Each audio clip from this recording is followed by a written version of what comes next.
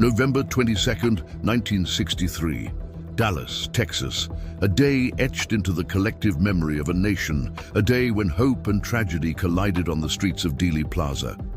President John F. Kennedy, the charismatic 35th leader of the United States, rode through the heart of the city in an open-top motorcade. The sun shone brightly over thousands gathered to catch a glimpse of their president, whose message of peace, equality, and progress had sparked dreams in the hearts of millions.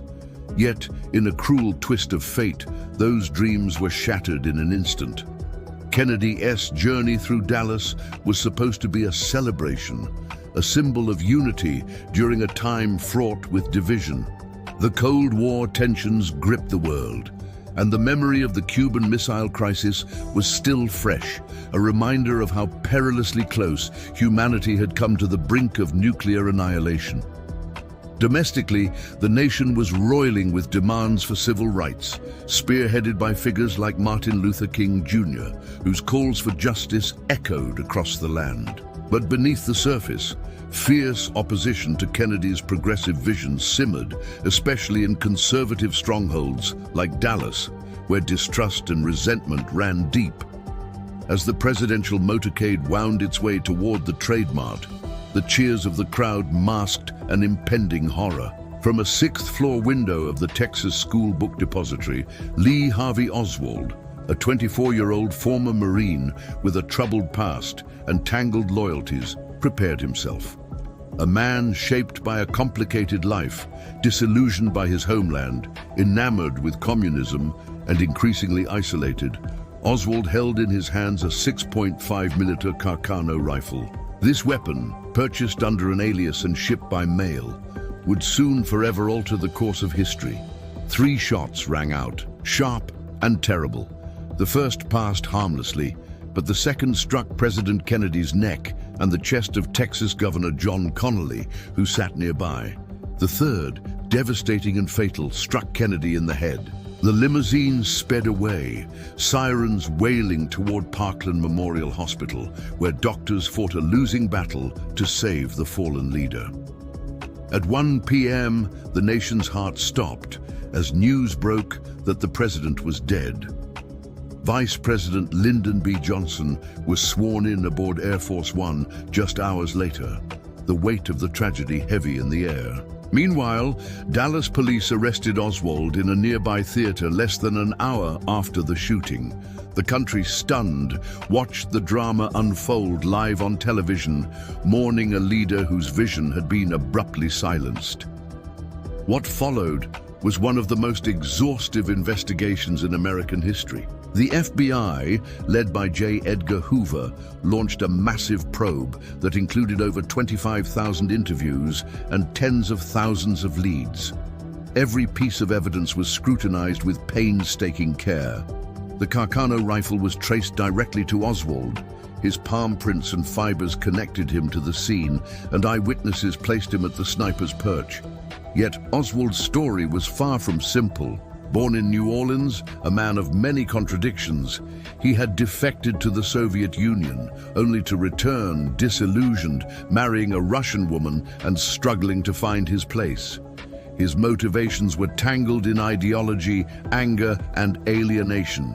Despite mounting evidence, the nation was left with unsettling questions. On November 24th, before he could stand trial, Oswald was killed by nightclub owner Jack Ruby, sparking even more speculation and conspiracy theories. Was Oswald truly a lone gunman or a pawn in a larger, more sinister game? The Warren Commission, established by President Johnson and led by Chief Justice Earl Warren, sought closure with an 888-page report that concluded Oswald acted alone. But for millions, the mystery deepened. Over the decades, theories have proliferated. Was the CIA involved, seeking to silence a president who threatened to reveal their secrets? Did the Mafia orchestrate the hit in retaliation for Kennedy's crackdown on organized crime? Were foreign powers, such as the Soviets or Cubans, pulling strings behind the scenes? The idea of a second shooter from the infamous grassy knoll haunted minds and fueled endless debate. Figures like Jack Ruby, Marina Oswald, and New Orleans District Attorney Jim Garrison became focal points of suspicion and intrigue, embodying the tangled web of allegations. Declassified documents released since the 1990s have illuminated some shadows, yet many files remain sealed, deemed too sensitive for public eyes. The delay in full transparency has only fanned the flames of distrust. Public opinion polls show that a majority of Americans doubt the lone gunman conclusion, yearning for answers that may never fully emerge. The cultural impact of Kennedy's assassination is profound. The world paused as Walter Cronkite delivered the breaking news, and the funeral drew millions in shared grief. Films, books, and documentaries have tried to capture the essence of that day, dissecting every angle, every whisper of conspiracy. The event marked a turning point in American trust toward government and institutions, sowing seeds of skepticism that would bloom in the years to come. In Dallas, Dealey Plaza became hallowed ground, a pilgrimage site for those seeking to understand, to remember, to connect with a moment that changed history. The echoes of gunfire reverberate not just in the streets, but in the collective consciousness of a nation still wrestling with loss and uncertainty. Today, the JFK assassination remains a puzzle that invites us to question, to seek, and to never settle for easy answers. Advances in forensic science and technology hold promise to revisit evidence. 3D ballistics analysis, audio recreations, and DNA testing could one day reveal hidden truths. Yet, the case transcends facts and figures. It is a story about power and vulnerability, about dreams cut short, and the fragile nature of democracy. As we journey through this saga, we uncover not just the details of a tragic event, but the human stories woven into its fabric, the hopes of a president, the pain of a nation, and the enduring quest for justice and truth. This is more than history. It is a living mystery that challenges us to remember, to reflect, and to keep searching. Despite the official conclusion, the assassination of John F. Kennedy remains one of the most hotly debated events of the 20th century. The reverberations of that day in Dallas continue to shape American politics, culture, and the collective psyche. Millions refuse to accept that a lone gunman could so dramatically alter the course of history without a wider conspiracy lurking in the shadows. Speculation runs deep, threading through the veins of countless books, documentaries, and public forums. The theory of a CIA involvement haunts many, the agency that Kennedy reportedly distrusted and clashed with fiercely. Some believe covert operatives may have silenced a president who threatened to expose clandestine operations and Cold War machinations. The agency's secretive nature and history of covert action make this claim plausible enough to keep investigators awake. The Mafia's fingerprints are also often pointed to in the smoke-filled rooms of conspiracy. Kennedy and his brother Robert, as Attorney General, launched an unprecedented crackdown on organized crime. Powerful figures in the underworld had motives to eliminate a threat. The timing, method, and aftermath fuel suspicions that the assassination was a calculated hit, disguised under a veneer of lone gunman simplicity. Foreign intrigue further complicates the narrative.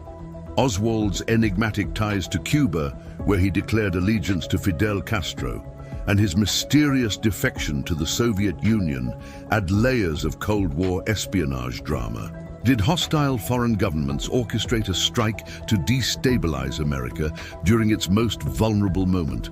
Was Oswald a patsy, a mere instrument in a grander scheme? Then there is the infamous grassy knoll, a slight rise overlooking Dealey Plaza that eyewitnesses claim to have heard shots from. Acoustic analyses and witness testimonies have suggested the presence of a second shooter. This idea challenges the official narrative and fuels endless debate over whether justice was truly served. Jack Ruby's murder of Oswald, caught live on television, added a chilling twist. Ruby's connections to the underworld and his motives remain enigmatic. Was his act a spontaneous moment of grief or part of a larger conspiracy to silence Oswald before he could speak? In the decades that followed, the Warren Commission's report was scrutinized and challenged. In 1979, the United States House Select Committee on Assassinations concluded that Kennedy was probably assassinated as a result of a conspiracy, though they could not identify other gunmen or the extent of the conspiracy.